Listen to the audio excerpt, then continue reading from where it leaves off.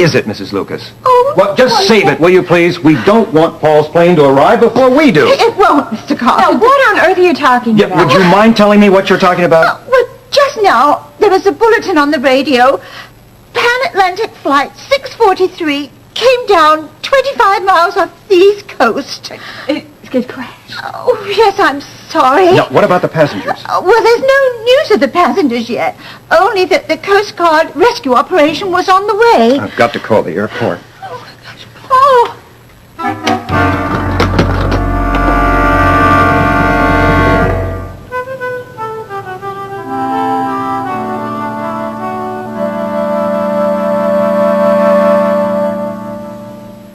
Monk, I think it's absolutely wonderful. You do?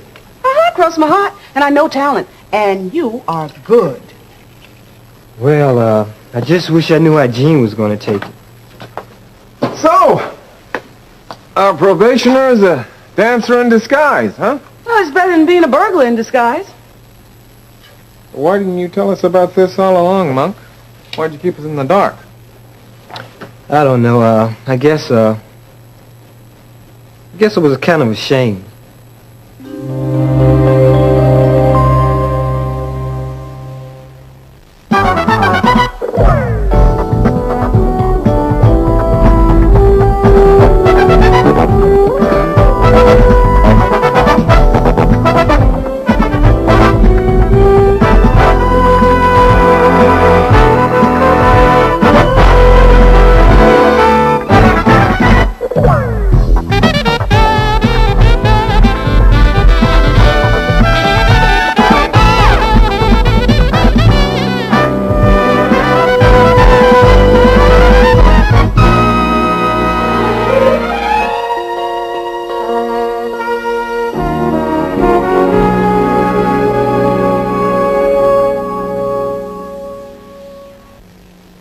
This is Charles Carpenter.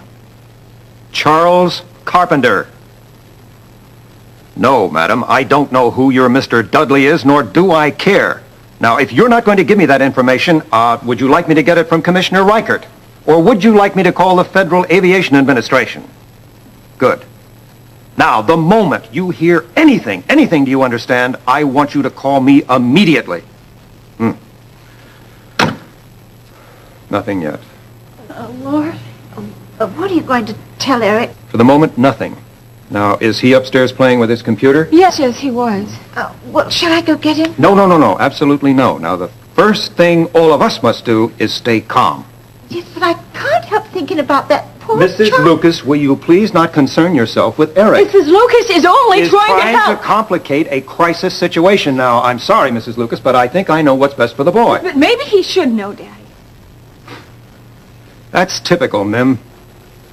That's the way Paul would react if the situation were reversed. Daddy, Paul is a good man. He's a wonderful father, and he's been doing a wonderful job with Eric. I just wish I'd been able to do it with him. Don't you think eulogies are a little premature? This is not a eulogy, Daddy. Certainly sounded like one to me. Oh, I know what you're thinking. You are thinking that Paul and I could never get along, right? Well, that's wrong because I have changed. I don't resent Paul anymore. I want him to see how different things are and how we can get along. He didn't seem to notice anything different when we were in England. That's because he was suspicious. He had a right to be, and things were very hard for us. It was very strange because it was our first meeting after the divorce, and it's hard for all of us. There's nothing strange about that. You live in a fantasy world of religion. He lives in a fantasy world of books. Daddy, I won't hear you talking like this. Look, I am not a fool, and neither is Paul, and it was just a hard time for all of us. Mrs. Lucas, bring us coffee, tea, something, anything. Yes, sir. What are you doing, Mom? I thought you went to the airport to get Dad. Yes, Eric, we were, but... What's the matter? Ashamed about what, Monk? Dancing. Oh, think, Gene. Think. I mean, if you hung out with the crowd he hung out with, and all of a sudden they were asking you about you wanting to dance professionally. Professionally? He's good, Gene. I saw him. Oh, so is that it? You were afraid of being found out and called a sissy or something, Monk? Well, if you want to know the truth, man, hey, come on, man. You know them dudes I used to hang out with. I mean, I never could hold my own no more if they found out I was working out with a bunch of ballet dancers. Wait a minute. We're not dudes that you used to hang out with, and I think that's a pretty poor excuse for all of the half-truths that you've been spreading out around here. Don't you? Well, I just couldn't see you digging it either, Gene, that's all. Well, I bet you didn't know I was entertaining either, did you? No. And if you had have known, you would have told us, wouldn't you? Maybe, I guess. I don't know. Why not use the same old excuse? I was using my feet. Oh, now, Gene, I'm willing to forgive. Maybe I would, too, if he would be a little more considerate. I mean, we were worried sick, Monk. And the police were sidetracked trying to find the burglar in this neighborhood. And look at you. You're in no condition to be bothered with anything, combing the alleys of Chesterfield looking for him. Oh, Gene, let's just drop it. It's over. How about it, Monk? I think I'd like to hear a little apology. Monk has already apologized. Would you please let him speak for himself? He's been through enough already. Can't you see that? Hey, look, I am sorry, but, look, I'll leave if you want, but just don't fight about it, all right? Gene, I'm sorry. Gene, we shouldn't be fighting. We should be happy. What is this with you? Complete turnaround. 1 minute you're on my back giving me flack about him, and the next minute he can do no wrong. Look, now I know Monk was wrong for not telling us, and Lord knows he knows too. But I'm glad he's dancing, not just relieved. I'm glad. And he's good, Gene. I saw him. And he's got a great career ahead of him with a little coaching. That's all he needs. Is that what you're going to do, Monk? You want to dance professionally? Or, I mean, is that your plans? Well, I don't have no plans. All I know, I want to dance. Oh, look, believe me. Now, I've been in a lot of shows, and I've seen a lot of dances. But, Gene, Monk can hang in there with the best of them. Yes, he's unpolished. But even unpolished, he's better than most professionals. Now, do you hear what I'm saying? Apology accepted. Monk, would you please give us some time alone? I got to be down to the huddle anyway. Fine.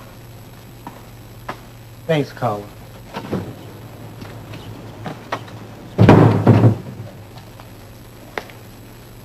You know, Carla, this isn't some happy ending. I want you to stop filling his head with dreams of Broadway. Now. Well, I hope your visit with Dr. Galvin was painless. Yeah, it was, pretty much. There was a little bit of cramping for a little while, but I think the strain was more mental than physical. Usually is. Say, do you want a slice of cake? Yeah, why not? I mean, I'm pregnant, 1 more inch isn't gonna matter. Go for it. That's the spirit. Here we go. So where's Ben this afternoon? Well, Dave had to go somewhere. I don't know where, so Ben's doing double duty. Thank you. That's a good partnership, isn't it? Dave and Ben. Oh, yeah, it's wonderful. Do you realize how strangely that all came about? You mean the fact that it was right when Ben needed someone at the clinic? Yeah, that too, but it goes back even further. Yeah? God never wastes anything. Do you remember how we first met, Dave? Refresh me. Well, it all started when your father told Jeff Cummings about the Lord. He did? Mm-hmm. Well, you remember Jeff's drinking problem. Oh, yeah.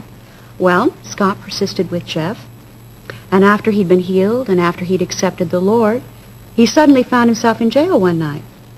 Yeah, but that was some kind of a mistake, wasn't it? Well, in human terms, yes, but not in God's, because Jeff Cummings ended up in the same cell as Dave. That's right. You know, I can't imagine Dave Phillips in jail for being drunk and disorderly conduct. Exactly. Well, anyway, just as Scott shared the power and love of God with Jeff, Jeff shared it with Dave. Right. They prayed together in the cell that night, and Dave left it a new man. Mom, I've been thinking, and please don't let me offend you. What? Well, I've kind of hoped that you and Dave would get together. But, of course, that was before any of us knew that Kate and he were going to get back together. I mean, maybe it's silly, but I really think he's a lot like Dad. I mean, he's stable, and he's strong. He's a professional man, and he's handsome. Look, Laura, you don't have to remind me of Dave's strengths. And, you know, he has a really deep faith that doesn't compromise in his work. Well, I think the Lord knew that somewhere down the line, Ben was going to need a good partner. Oh, he's probably going to come over this afternoon, by the way. Who? Dave. Yeah, Ben left some insurance forms here or something, and he's going to come pick them up. Well, I'm sure that his ears are going to be burning if you carry on about him like this. Well, you tell him that I said hello. Wait, are you leaving? Oh, yeah, I've got to leave. I've got 1,000 things to do at the office. You sit right there. Thanks. I'll get it. Terry, what a pleasant surprise.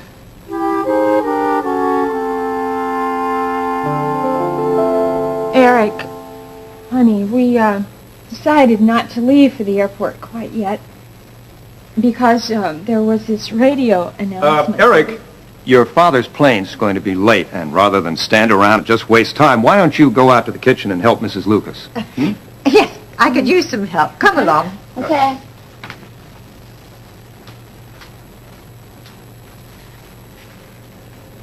Daddy, that is wrong to deceive him. Relax, Mim. We're doing what's best for the boy. What's best for him? Didn't you see his face? It was all over his face. He knows something is wrong. You cannot fool a child. Nonsense. He only knows that his father's plane is late. Now, let's not add any more to that. Besides, Paul may be found.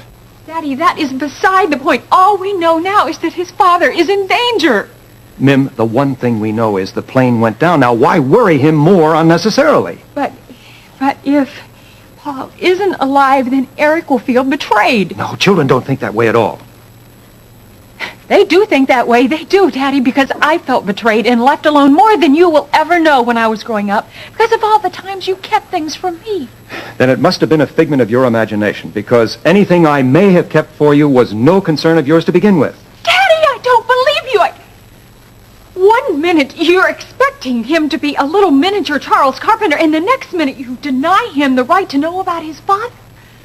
Mim, will you let me handle this? I brought you up, didn't I? Yes, Daddy, you did.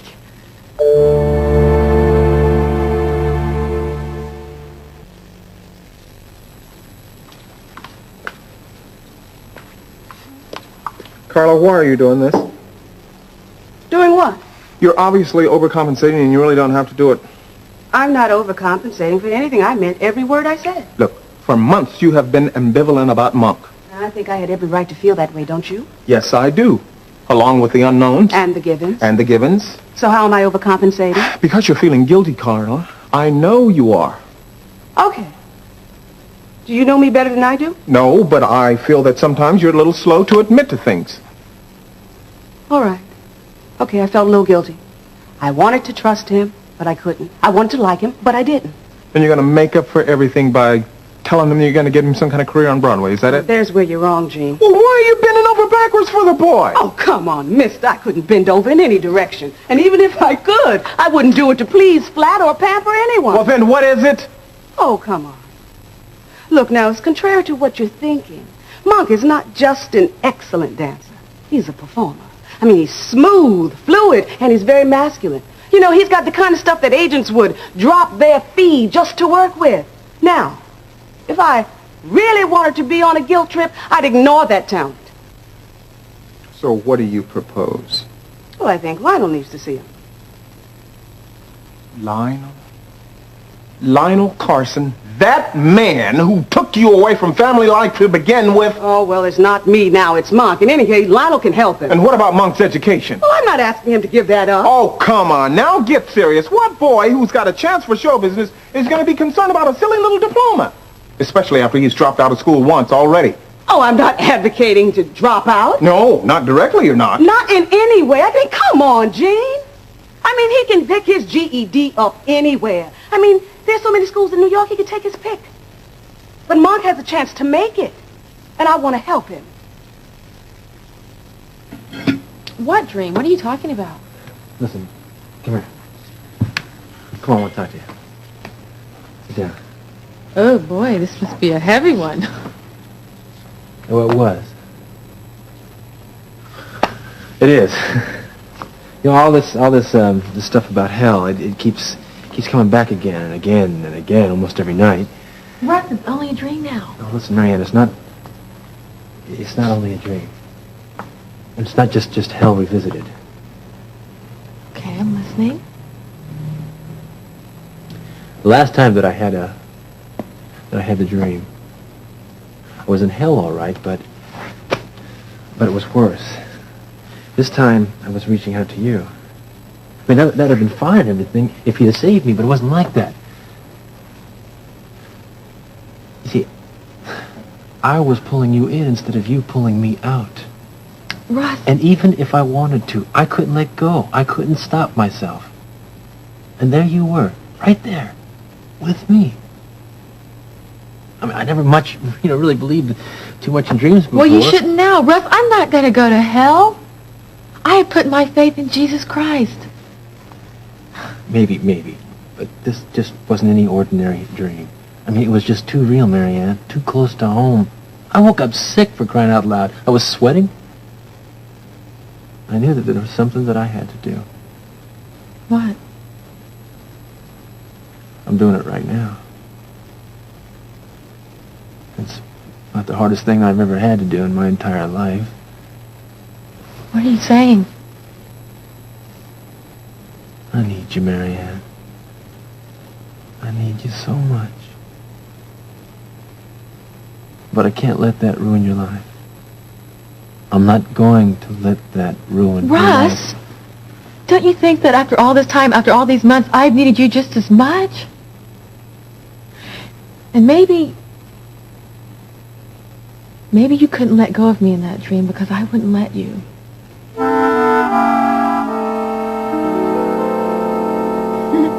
Aw, shucks, I could have thought of that. Okay, I will. I love you too. Bye. Okay, Ben says, and I quote, for Dave to stay and enjoy the company. Isn't he feeling abandoned by now? No, not at all. He said there's a last-minute rush at the clinic, but nothing he can't handle. Good, because I want to hear the rest of this story. You do? Me too. Oh, that every man should have such a ready audience. Okay, let's see, where was I? 6 weeks. Yeah. Oh, yeah, well, after 6 weeks had passed and Carruthers still hadn't come up with that donation, I decided it was time that I pay him a little visit. You didn't warn him that you were going to come? Oh, no. If I'd done that, I wouldn't have gotten in. Ooh, I bet he was surprised. He was. And so was I. After all, it isn't often that I blackmail somebody. You didn't. Well, when he refused to come up with a pledge, I did mention that my daughter Stacy, being a reporter, might find it newsworthy that a congressional candidate had already failed to keep one promise to the people in his own backyard. And as the old saying goes, the check is in the mail. Oh, that doesn't sound like blackmail. I mean, does it to you, Mom? I don't think so. No. I think it's just democracy in action. Yeah. Scott was just keeping a politician to his word. Did I say Scott? I'm sorry, excuse me. Russ, I can't let you go. Don't you know that? Man, listen, I don't want to do this. I have to. Wait a minute. Let's backtrack first. Russ, it's not like I've been running after you for years. I love you, that's all. And then I gave that love up and God brought it back to me. Why do you keep running from one painful situation to the next? First it was Lori and then it was Becky and that Sheila girl, now me. Why can't you stop running? When are you? What does that solve for you? This is different. Is it? Yes, it is. Believe me. I can't believe you, Russ. I think that you have taken my cautiousness about marriage and you have turned that into rejection, and that is what you're running from. Fine. I don't deny any of the stuff that you're saying, all right? And I'll accept any labels that you want to put on me. I'll even add some. And maybe I haven't been able to commit myself to one person, to someone. But I'm not running from you. Then what are you running from? A dream? Not a dream. It's not wanting someone you love to get hurt for the first time in my life, Marianne. I'm concerned about someone else. I'm afraid about someone else. I'm not going to drag you down to hell with me. Oh, Russ, I've told you before. Hell is a consequence. You don't have to suffer. I didn't ask you over here to work it out. It's already decided. I can't see you anymore. And what kind of consequence is that? It's not you. Russ, you are a part of me. I can't be. It's over.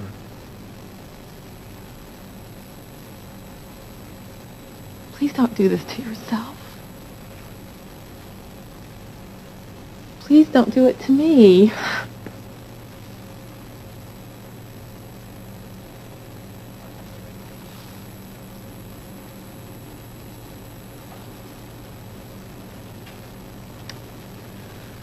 Father God, this is in your hands.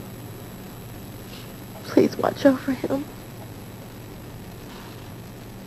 In Jesus' name.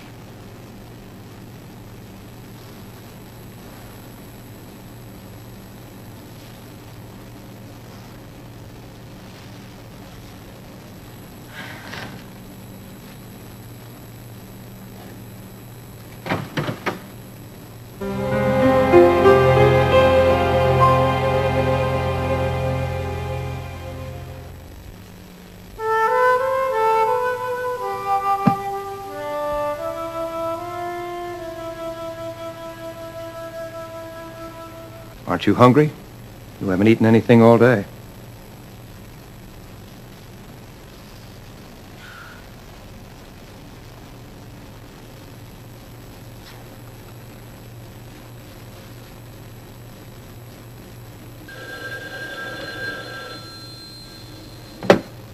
Yes? Speaking.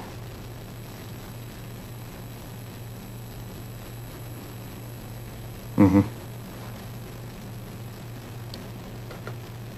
All right, thank you very much.